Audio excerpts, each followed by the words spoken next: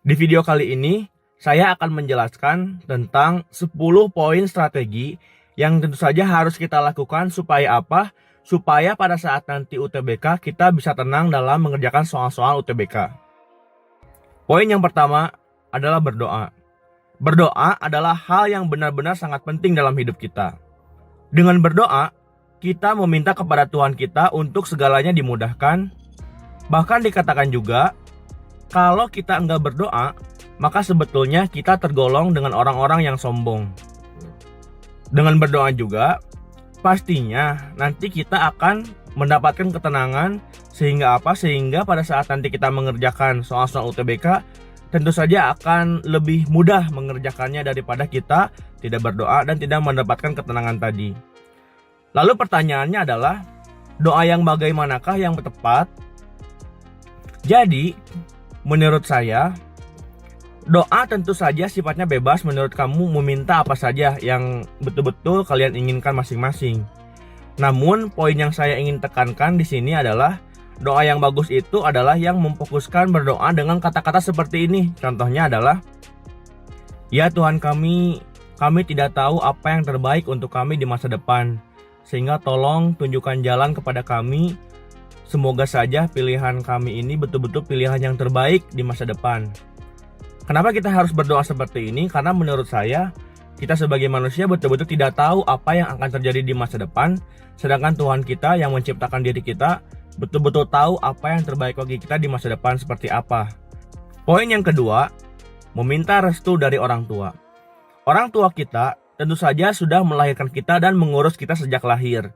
Akan sangat baik jika kita meminta restu dan meminta didoakan oleh kedua orang tua kita supaya kita bisa mendapatkan hasil terbaik seperti yang tadi. Cara berdoanya sama seperti sebelumnya yang sudah saya jelaskan. Supaya apa? Supaya meminta tolong kepada kedua orang tua kita didoakan agar selalu mendapatkan pilihan yang terbaik menurut Tuhan kita.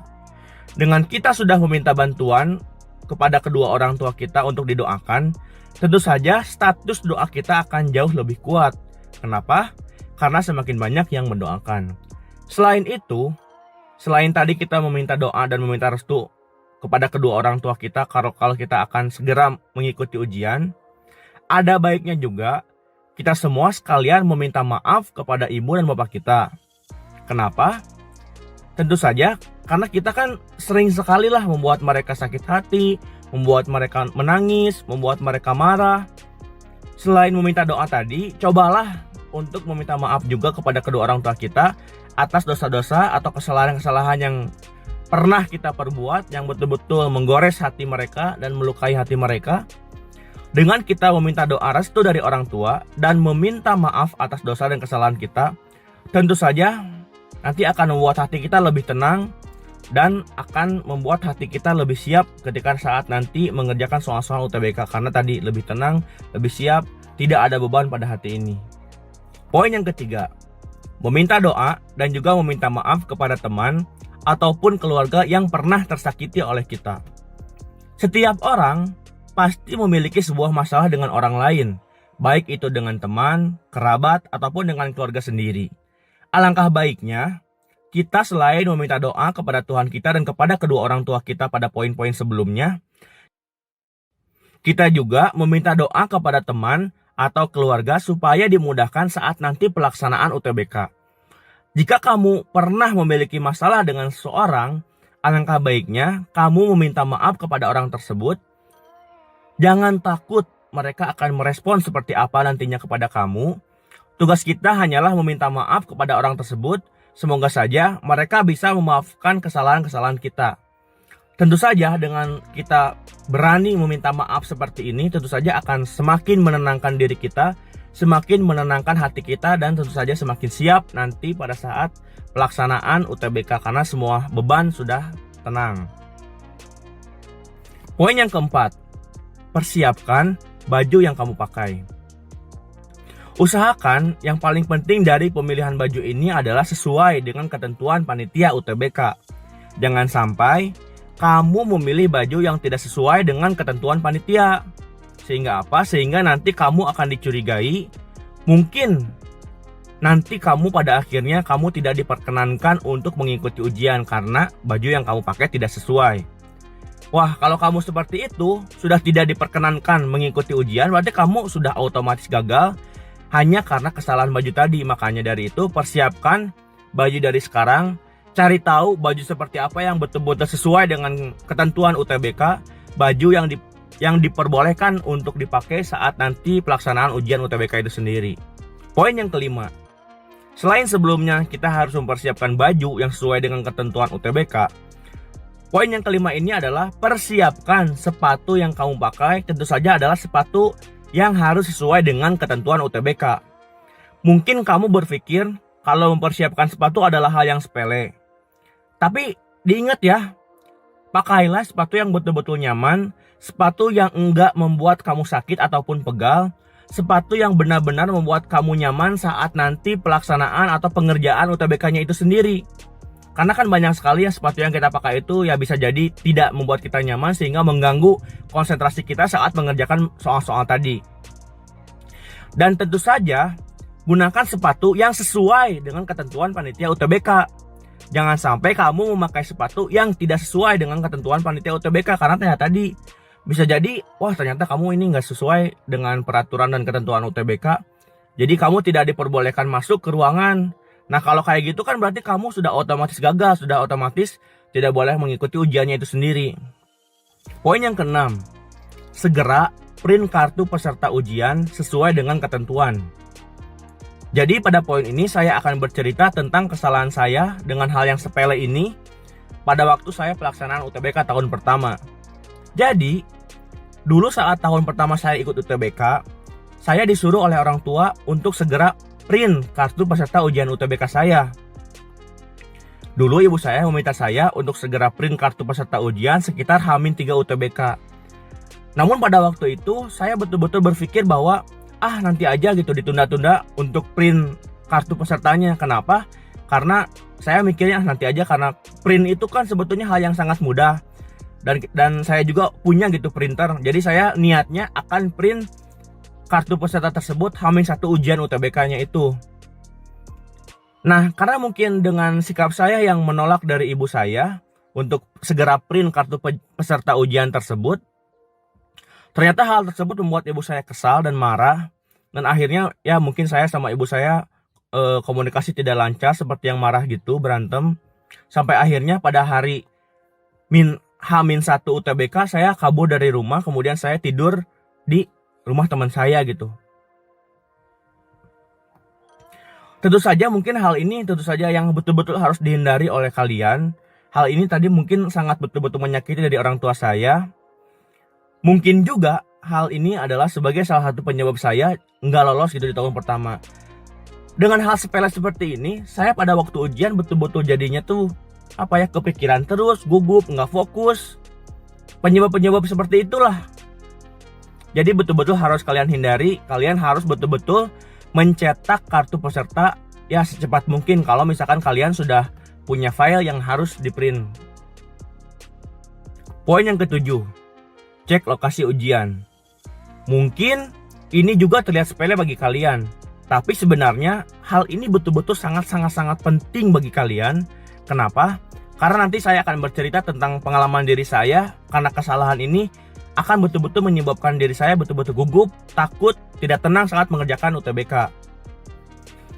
Jadi saat saya kemarin pelaksanaan SBMPTN pada waktu itu, 1 minggu sebelum pelaksanaan UTBK sebetulnya saya sudah betul-betul mendatangi lokasi ujian sesuai dengan yang tertera di kartu peserta ujian. Hingga akhirnya saya sudah menemukan lokasi ujian saya dan saya meyakini kalau lokasi ujian ini benar-benar lokasi ujian saya. Singkat cerita, saya mendekati sampai hari H. Nah, cerita ini saya akan mulai ketika pada saat hari H sampai di lokasi ujian tersebut. Ketika saya datang ke tempat lokasi ujian tersebut, ternyata takdirnya saya betul-betul harus buang air, saya pengen buang air. Kemudian saya mencari toilet dan akhirnya alhamdulillah menemukan toilet di lokasi tersebut. Ya, saya buang air terlebih dahulu di lokasi tersebut. Karena saya sudah yakin dengan tempat lokasi ujiannya dan saya santai ketika buang air, ternyata lonceng itu berbunyi. Saya mendengarkan lonceng kalau peserta ujian harus segera masuk ke dalam ruang ujian. Nah, ternyata masalahnya adalah di sini. Jadi, lokasi ujian saya itu, misalkan lokasi ujian saya itu SMAN Bandung gitu ya, karena saya di Bandung. Sebut saja SMAN Bandung. Ternyata di SMAN Bandung itu ada 2 lokasi, ada SMAN Bandung A dan SMAN Bandung B. Nah, ini yang benar-benar kesalahan saya gitu. Kesalahan saya itu, saya betul-betul tidak paham bahwa di satu SMAN Bandung tadi ada 2, ada A dan ada B. Nah, saya itu seharusnya masuk ke SMAN Bandung yang B. Padahal saya waktu datang itu ke SMAN Bandung A. Ya bayangin aja gitu, pada saat waktu udah lonceng, orang-orang lain atau peserta lain sudah pada masuk ke ruangan, sedangkan saya harus betul-betul terus mencari terlebih dahulu gitu, ruangan saya masih ada di mana gitu. Nah, hal ini benar-benar membuat saya panik ketika ujian. Kenapa? Ya benar-benar ketika saat orang lain sudah tenang, sudah masuk ke dalam ruang ujian, saya betul-betul masih harus mencari lagi gitu ruangannya ada di mana. Nah, dengan seperti itu saya ingin mengingatkan dengan poin yang ini adalah, ya kalian nggak bolehlah melakukan kesalahan fatal seperti saya. Benar-benar pastikan lokasi ujian kalian ada di mana. Kemudian datangi lokasi ujian tersebut. Tapi ingat ya, jangan hanya datangi lokasi secara keseluruhan. Misalkan, oh ini ternyata saya nanti ujiannya adalah di lokasi ini gitu. Kalian cuma lihatnya di gerbang aja. Tapi enggak, jangan kayak gitu. Kalian harus betul-betul mendatangi kelas ujian. Beda ya, lokasi ujian dengan kelas ujian. Kalian jadi harus betul-betul mendatangi kelas ujian dan memastikan bahwa kelas ujian tersebut adalah betul-betul benar, nanti kalian akan mengerjakan tesnya di situ gitu. Nah, dengan cerita saya pribadi seperti ini ya, semoga saja tidak ditiru lah oleh kalian, dan memang tentu saja jangan ditiru. Dan kalian betul-betul bisa lebih tenang, lebih siap saat mengerjakan UTBK, karena ya tadi, dengan hal seperti ini itu betul-betul membuat diri kita itu tidak tenang, betul-betul membuat gugup saat pelaksanaan. Yang lain sudah mulai mengerjakan, sedangkan saya ya masih mencari ruangan lah, seperti itu. Poin ke-8, makanlah makanan yang sesuai.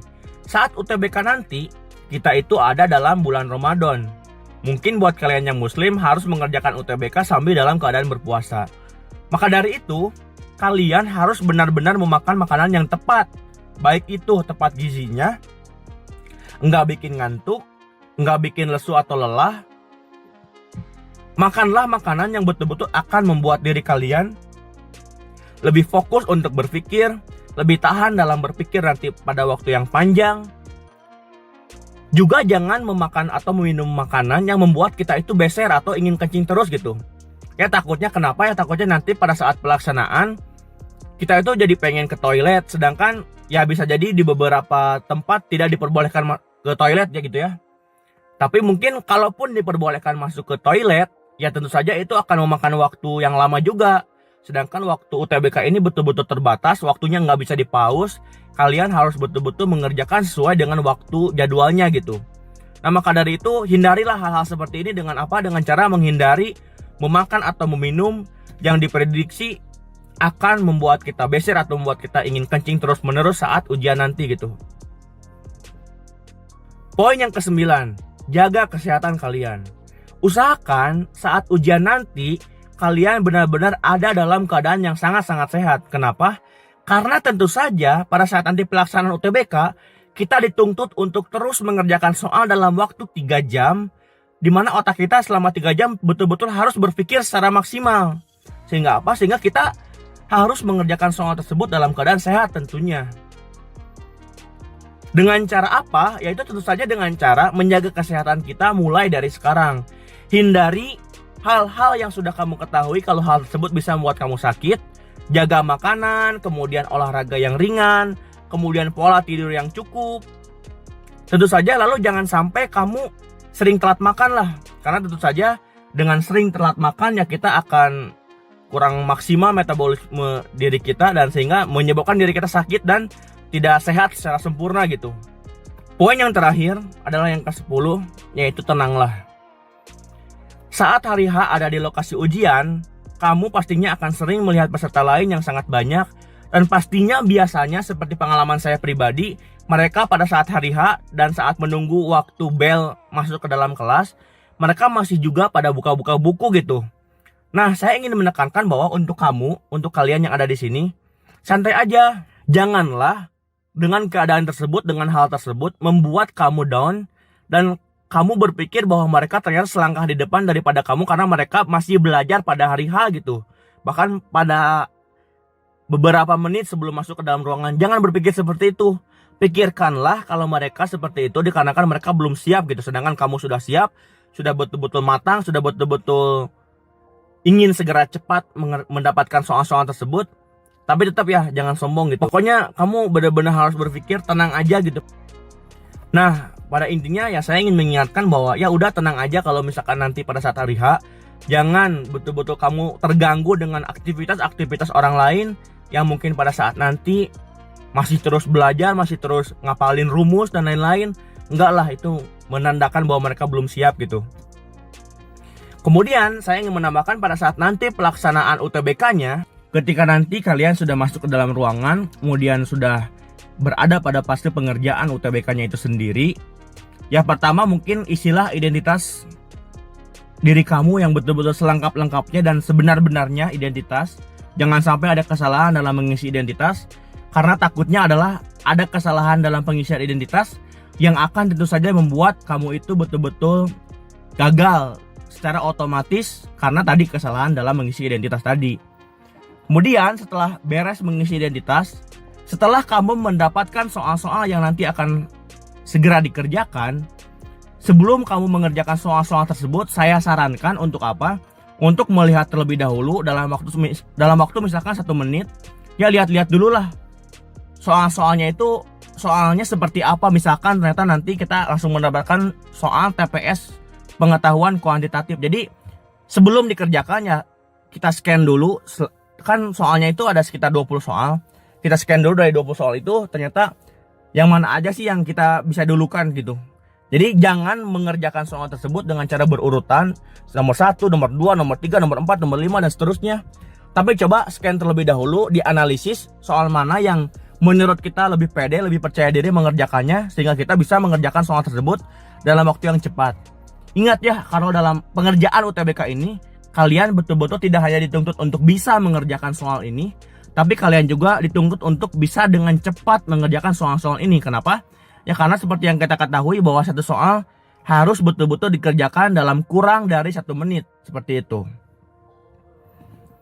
Nah, sebagai penutup, mungkin saya akan mendoakan kepada adik-adik semua supaya apa? Supaya nanti pada saat pelaksanaan UTBK-nya betul-betul dimudahkan, betul-betul dilancarkan, betul-betul diberikan ketenangan dalam mengerjakan UTBK-nya itu sendiri. Jangan sampai kalian betul-betul mengerjakan kesalahan-kesalahan saya dalam 10 poin tadi yang di atas. Saya doakan juga supaya kalian betul-betul mendapatkan hasil terbaik. Tentu saja bukan hasil terbaik menurut kita sebagai manusia, tapi hasil terbaik menurut Tuhan kita, karena Tuhan kita tentu saja mengetahui apa yang terbaik bagi kita di masa depan.